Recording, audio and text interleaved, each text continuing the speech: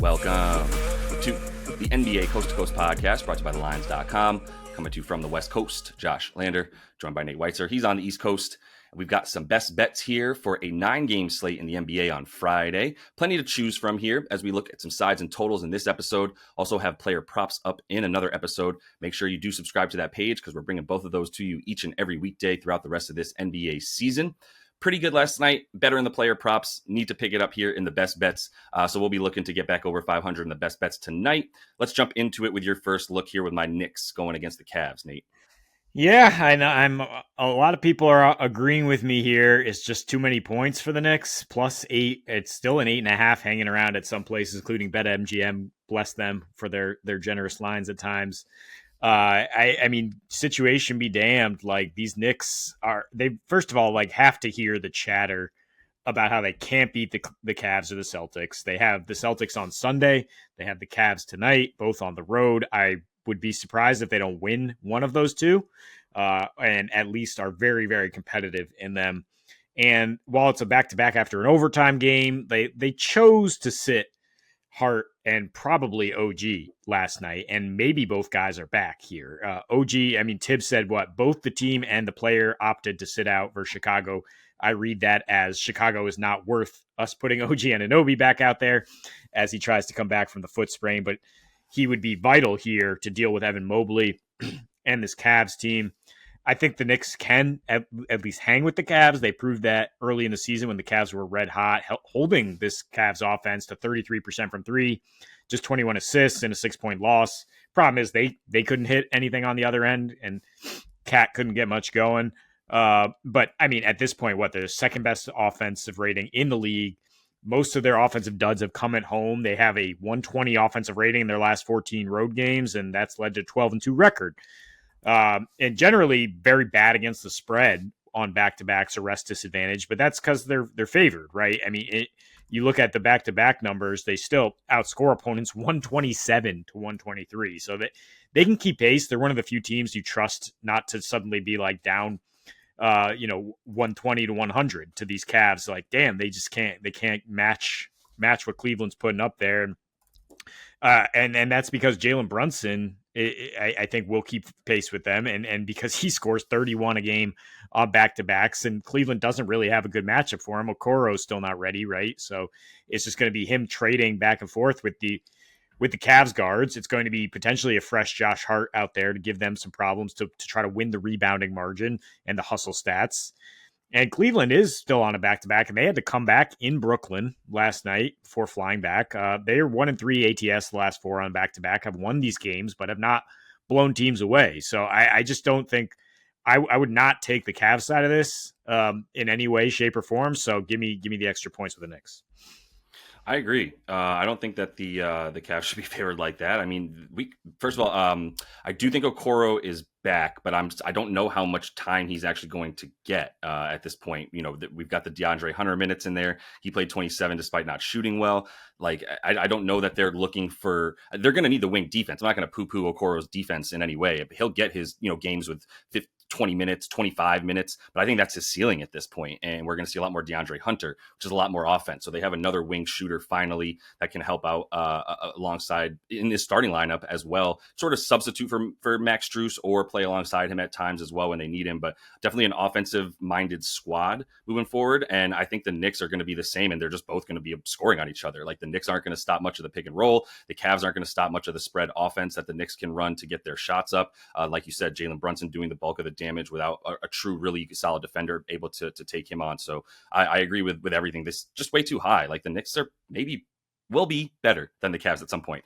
At any rate, let's go to a different style game here. Little revenge game. These two teams just traded with each other. So we got the Bucks and the Wizards. I'm taking over 229.5. Got the Bucks on the second night of the back-to-back. They've been all right, though, on the second night of the back-to-back as far as scoring goes. They're still like 6-5 to the over when they have on no rest. Washington, meanwhile, 9-5 to the over when they have a rest advantage, because this is what they do. They just try to run you out of the gym, not necessarily to win, but to maintain pace with you, because they're not going to stop you with what you want to do wherever you want to do it.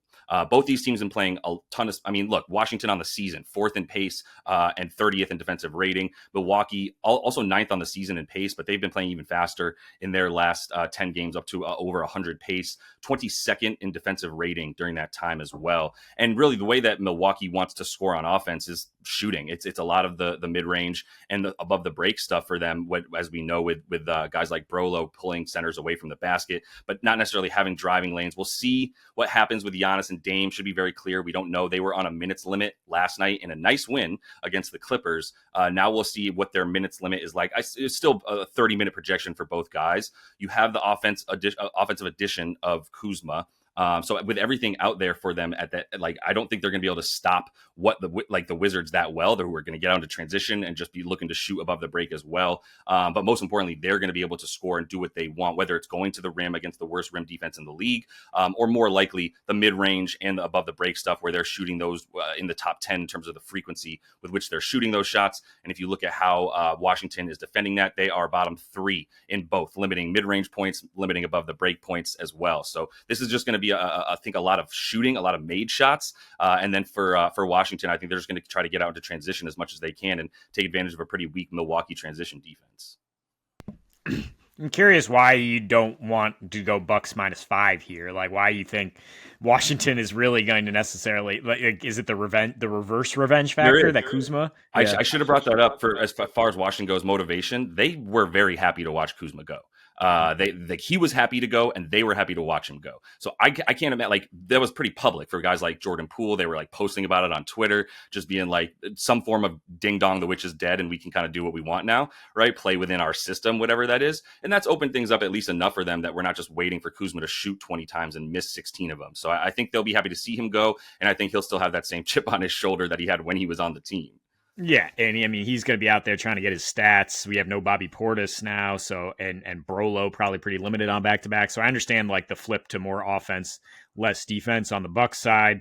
And yeah, I think you're right that the Wizards have been playing much better since they got Kuzma out of that locker room, and yeah, maybe they can keep pace here. I would also look at the Bucks to cover though. Once you see the injury report, yeah, if Giannis is a go here, it's like, yeah, I mean, and if Giannis is not a go, we might get this down to like 3.5, or Dame and Giannis both out. So either way, we'll see.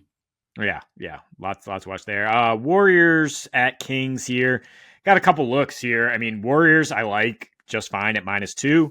I like under 237, which is creeping up a little bit because of the recent history with these games. And if you parlay the two, like, I think you go ahead and split the unit and then put like a quarter unit on the parlay with the money line, you get plus 230. Because I think the Dubs are going to be winning with some defense here with Jimmy Butler in there. That's probably the key here against the Kings, who, had looked awful initially, getting Zach LaVine in there, becoming Bulls West against the Blazers and Magic, right, in his first two. And then 3 of their last 4 were against the Pelicans. And it's like, oh, they got their offense going. They are not necessarily an offensive juggernaut. And what the Dubs have shown defensively makes me think that they can actually limit this Bulls Redux team pretty well in terms of tough defense with Jimmy. I mean, 5th in defensive rating, lowest opponent assist rate, tied second lowest paint points allowed, number 6 in assist to turnover ratio. And so you look at the last meeting where, like I said, the last 4, I think, have been very high scoring between these teams. First of all, De'Aaron Fox has got 35 free throws in the last 3, and the free throw discrepancy was 32-13 the last time they met. That's going to even out, certainly, with Jimmy injecting some physicality here for the Dubs and with them limiting free throws a little bit lately. Also, the Dubs gave up 28 fast break points, 27 points off turnovers, and they're top 10 limiting those things as well as second chance points since getting Jimmy Butler. The Kings, since the trade overall, their percentage of points, they're top 10 in fast break, in free throw, in assisted threes, all things I just mentioned. The Dubs have done a really good job shutting down. They are not turning it over on their side, which, doesn't really allow the Dubs to get off and points off turnovers, which is something they've thrived on. So I don't really see it being up and down and that high scoring. And of course, Kings are very high mid-range rate because it's DeMar time now. LaVine, back in their familiar roles. And DDR, his last 6 against Jimmy is about 23 a game, not particularly lighting it up. So I think Jimmy out there on DeRozan, Draymond on DeMontis. I just think it'll be this, and these teams are what, 8, 9, 9, 10 in the standings. Like this will be a physical kind of like more playoff oriented matchup where I do think the under is pretty good. Yeah, I think the under is definitely a better look here as well. And yeah, I like the Warriors. Like I like the Warriors moving forward in general. I've been saying this. Like we saw what happens when you put Levine and DeMar on the court at the same time. Why did we think that was going to work again on a new team? I mean, it's too similar. I don't like it for the Kings, and I'd be fading them moving forward. And yeah, the Dubs, like say what you want. Jimmy's something they have never had with Steph there. Somebody who can legitimately crash the boards. They still have Kuminga coming back too, so I'd be higher on their trajectory moving forward. But as far as the way the Dubs are going to keep playing, yeah, it's just going to continue to be Steph threes, Jimmy in the pick and roll with him doing everything else that's not threes, and then hoping the other guys come along for the ride. But like they've got an identity now, and that's something the Kings do not have. So yeah, I'm going to be backing the Warriors over the Kings and over a good amount of teams moving forward, and the Kings not as much. So let me close out here with Miami -2.5 versus Toronto in this one, and I'm not scared of Toronto. Like this really comes down to Jakob Poeltl not being in there. So I mean, 2.5 points is going to be negligible. It's basically like I think Miami's going to win this game. For even like on the road where they're at. Yeah, even on the road in Toronto. Not too worried about that.